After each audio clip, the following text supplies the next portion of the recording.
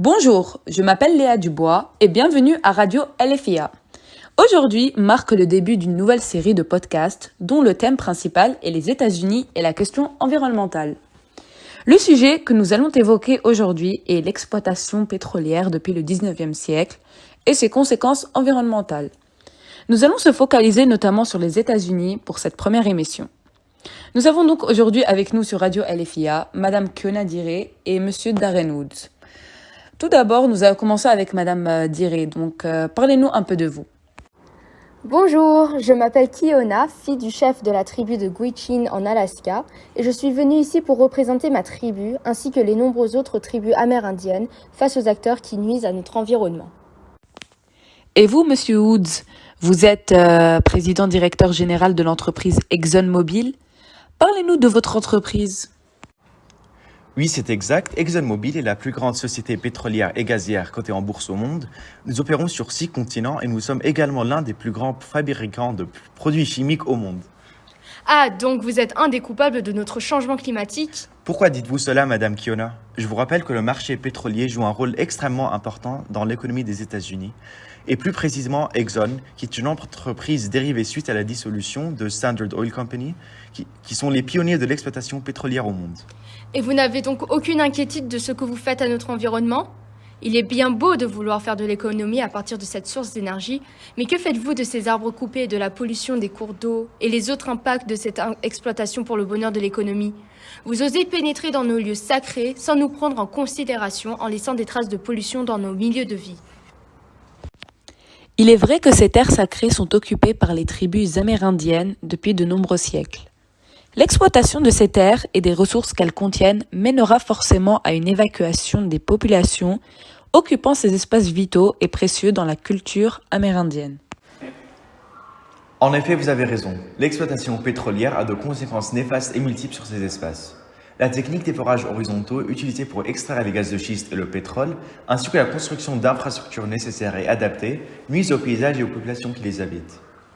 Il est important de comprendre que la transition énergétique que les grandes firmes transnationales américaines tentent de mettre en place ne se fait pas en une nuit. Votre soi-disant transition énergétique n'a pas abouti à grand-chose depuis de nombreuses décennies. Il est clair que vos travaux ne sont pas forcément entre de bonnes mains, puisque les pollutions causées par l'exploitation pétrolière aux États-Unis ne cessent d'accroître et de se multiplier. Cela nuit à la santé et à la vie des populations. Un exemple de ces pollutions en multiplication aux États-Unis, votre concurrent British Petroleum est la raison derrière la marée noire dans la plateforme Deepwater Horizon en 2010, qui est d'ailleurs devenue la plus vaste marée noire du monde. Je ne représente pas British Petroleum et nous ne sommes pas British Petroleum. Et donc nous ne sommes pas responsables de la plus vaste marée noire de l'histoire et donc du désastre de la plateforme Deepwater Horizon en 2010. Cela est vrai. Vous n'êtes pas responsable du désastre de 2010 et donc celui de la plateforme Deepwater Horizon, Monsieur Wood, mais c'est votre pétrolier, l'Exxon Valdez, qui est à l'origine de la marée noire qui s'est produite sur les côtes de l'Alaska en 1989. En effet, cela est vrai. Monsieur Woods, votre entreprise ExxonMobil est responsable d'environ 300 déversements de pétrole, de produits chimiques et de fluides de forage en moyenne entre 2005 et 2019. Ce nombre est arrivé à 484 déversements en 2011. Il y a 3 facteurs principaux qui se retrouvent derrière l'essor et la croissance de l'économie états-unienne. Le premier est l'exploitation abondante de ressources naturelles. Le deuxième est le développement d'une infrastructure renommée à l'échelle mondiale. Et finalement, le troisième s'agit d'une forte croissance intensive et donc d'une productivité importante. Ces 3 facteurs constituent les 3 piliers de l'économie américaine. Si les États-Unis souhaitent garder et renforcer leur puissance économique à l'échelle mondiale, notamment avec l'émergence des concurrents de l'Est comme la Chine, une conservation de ces piliers est cruciale. Merci beaucoup, Monsieur Woods et Madame Kiona, pour votre participation à la première émission du podcast intitulée « Les États-Unis et la question environnementale ».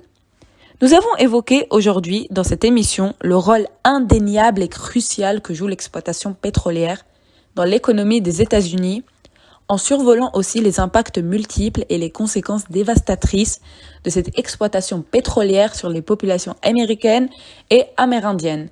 C'était tout pour aujourd'hui. Rejoignez-nous demain sur Radio LFIA où nous allons aborder le rôle des États-Unis dans les grandes conférences internationales sur le climat, du leadership à l'opposition. Je suis Léa Dubois et vous êtes en train d'écouter Radio LFIA. Merci.